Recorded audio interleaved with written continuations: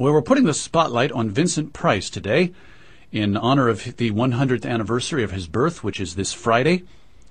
We've talked a lot about the fact that Vincent Price loved radio, and we've talked a little bit about the fact that Vincent Price is very closely associated with a specific kind of film, particularly horror films, mystery films, and up to a point, low-budget horror and mystery films. And he made many of them, I hope I'm not being uncharitable when I say made many of them better than they ought to have been. Well, you may also have heard us talking in weeks and months past about the Bank of America Cinema, which was started, a series that was started by Chuck Shaden back in 1972 and conducted up until the end of 2010 when Bank of America sold the building that housed the cinema, which forced film aficionados to look elsewhere for their classic movie entertainment. Well, one of the curators of the Bank of America Cinema series is with us right now. He's Michael Phillips, not the Michael Phillips who writes film criticism for the Tribune, but Michael Phillips who loves films nonetheless. And in fact, Michael, we're here today because you have a new venture that involves classic low-budget horror films, including one starring Vincent Price.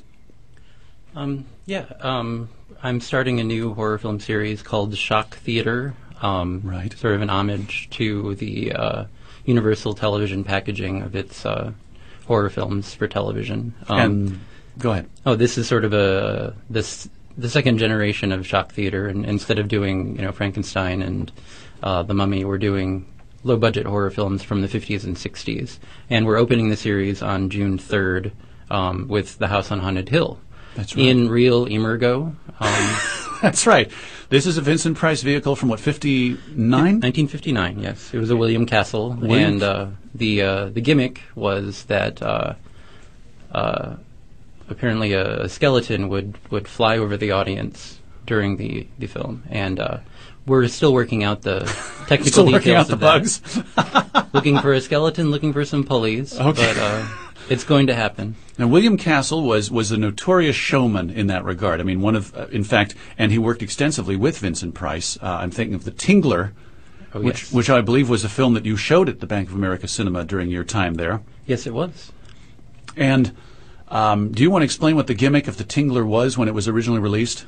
I think it was called Percepto, where they would wire buzzers on the bottom of seats to give shocks to people, to force people to scream. Right. The idea is that the Tingler would only be destroyed by people screaming. Right. And William Castle had selective seats wired in the theater that would jolt people into screaming, which you were not able to do at the Bank of America. Well, I was able to approximate it by selecting 4 or 5 friends and asking them to sit dispersed in the theater and having them scream as if shocked.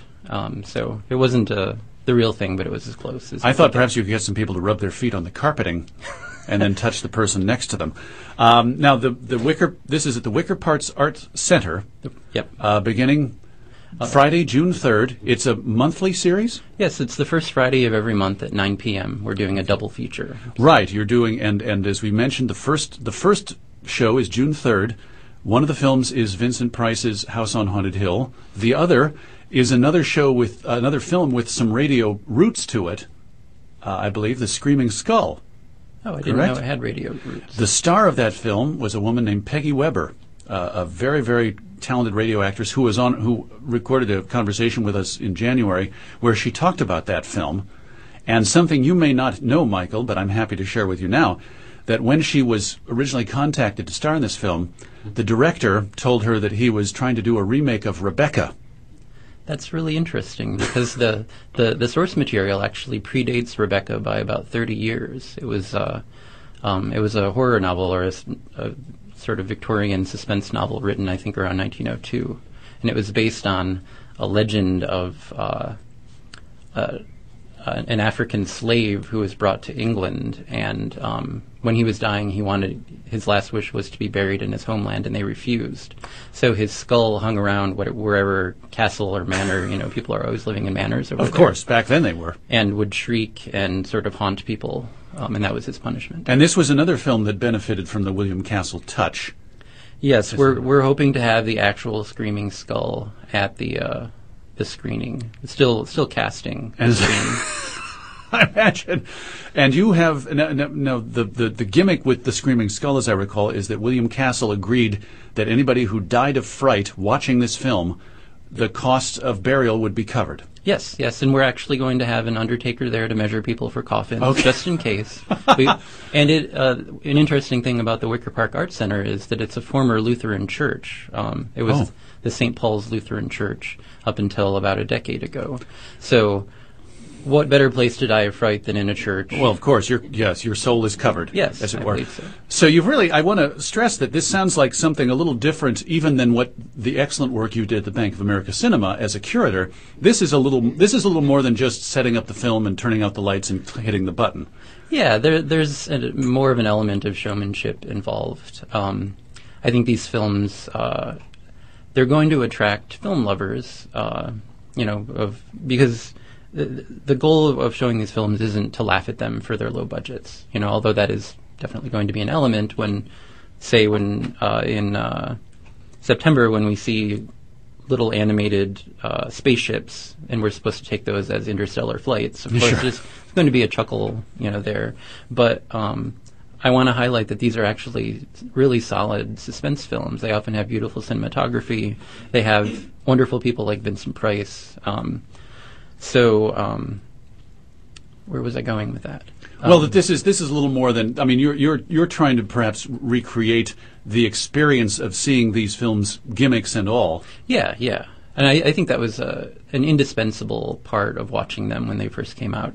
Seeing them, late at night, surrounded by people with these sort of natural shocks coming from the films and sort of artificial shocks coming from the presentation. We're trying to recreate that by, doing our version of Emergo and our version of the Screaming Skull. Now, also bringing in sort of from the original shock theater package. Your local television station would have a host. Sure. A ghoulie or someone like that. That's right. And when possible, we're bringing in local personalities to host them. Interesting. Host the screenings. Some of them are just horror film aficionados, like Joel Wickland, who does the Shadows and Screams website, is going to present a short, fun introduction to our Roger Corman double feature in August when we showed Dementia 13 and The Terror. But for our opening night, we have Sister Helen Highwater from the Underground Multiplex. She's a nun who fights evil. Don't they all? Well, she's two-fisted about Two-fisted, I see. Not to be taken too seriously. And this is an ongoing series. Now, I know you're running through the summer and into the fall, and then presumably as long as the public will allow, correct? Yeah, and as long as the film collection holds out. These are coming from the Cinema Dementia collection, which is a local collector named Chip Hess, who reportedly in the 80s was on television as a host of shock theater. I've been unable to... He refuses to show me photos, but... and I discovered his collection when I was booking films for Bank of America. We showed his copy of Bucket of Blood, and he just has this amazing collection of B-movies and low-budget horror films. Now, I have to ask you the question that I ask most people along these lines, in that, Michael, you, like myself, were born a little late for the golden age of Hollywood, as we refer to it, and I'm always curious to know what is it that leads someone who wasn't there, who isn't looking at this from the point of first-person recollections, to leap into the world of these old films? Because a lot of people your age or my age don't automatically do that. This is sort of a badge of honor and of shame. The Oscars led me to classic Hollywood. I have seen every film ever nominated for Best Picture, all 458 of them now, except for the one that's lost.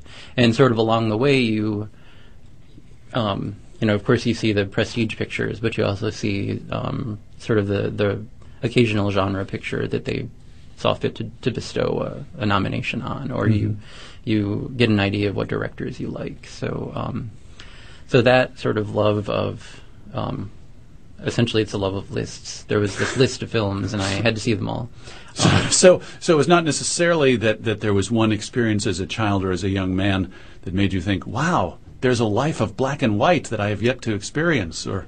No, it was living in a small town and literally watching every film that the local video store had. Eventually you had to go to the classics section because you had watched all of the Police Academy films or whatever. Oh my! You ever going to show those at your series? Oh no. That's we're trying not to do the so good it's bad or so bad it's good thing, and those are just bad. That's true. I mean, we talk about people like Vincent Price, who the show is featuring today, and there is something, and maybe you can identify it better than I can, but there is something about a film, a horror film with a low budget from the 50s or 60s, and a horror film from the 80s or 90s. I mean, not just the violence, because there's certainly more of it as you get into more recent years.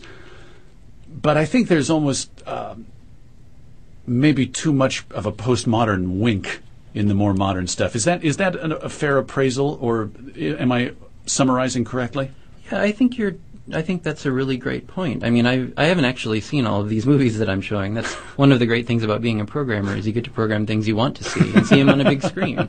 But I was watching the Phantom Planet, which we're showing in September, and I was kind of shocked by how dead serious it was. Mm. And the actors were totally committed to their parts, even though they were clearly standing in front of, styrofoam walls, and there was only one set, and their costumes were basically like loose-fitting cotton shirts, and but they really sold the story. You could believe them. You could root for the hero and hate the villain, and it's just that they took them seriously. I mean, maybe in their sort of off hours they were laughing or bemoaning their fate at having to do this micro-budget film, but when they were on screen, they were doing the best they could, I think. And wow. that kind of dedication is what attracts me to even the sort of cheapest of these films, that they were not laughing at the material. That's true. And I mean, even somebody like Ed Wood, who is the butt of countless jokes among film buffs, or even casual film buffs. But Ed Wood, if you watch an Ed Wood film, there's a point of view there. This is a very personal film to Ed Wood, even though to you and me it may not make very much sense at all. Yeah, I mean, he's a passionate filmmaker who just happened to not be able to make films very well. It's true.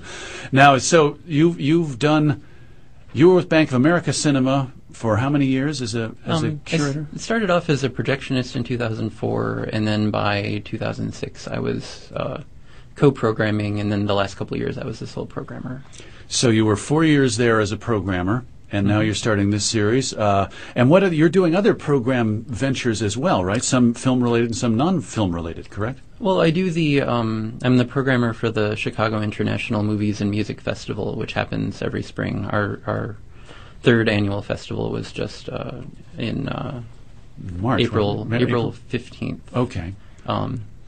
And that's, it's a much shorter time period. It was 4 days, but we showed 40 films. So there's a lot more running around. And I was going to say all over the city. Yeah. And the nice thing about this is that I'll be able to sit back and enjoy watching these films in a room full of people who, love them too. Absolutely. Pardon me. So this is the Shock Theater series, which begins Friday, June 3rd, at the Wicker Park Arts Center, 2215 West North Avenue in Chicago. Information is available online at www.nnwac.org/film/Shock Theater.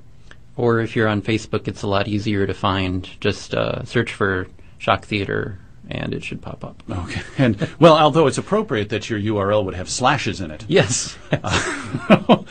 Michael, is there a phone number that folks can call if they have any questions? Or are you're sticking with the website? No phone number as of yet. All right. But this is a series that will be the first Friday evening of every month. At least through December.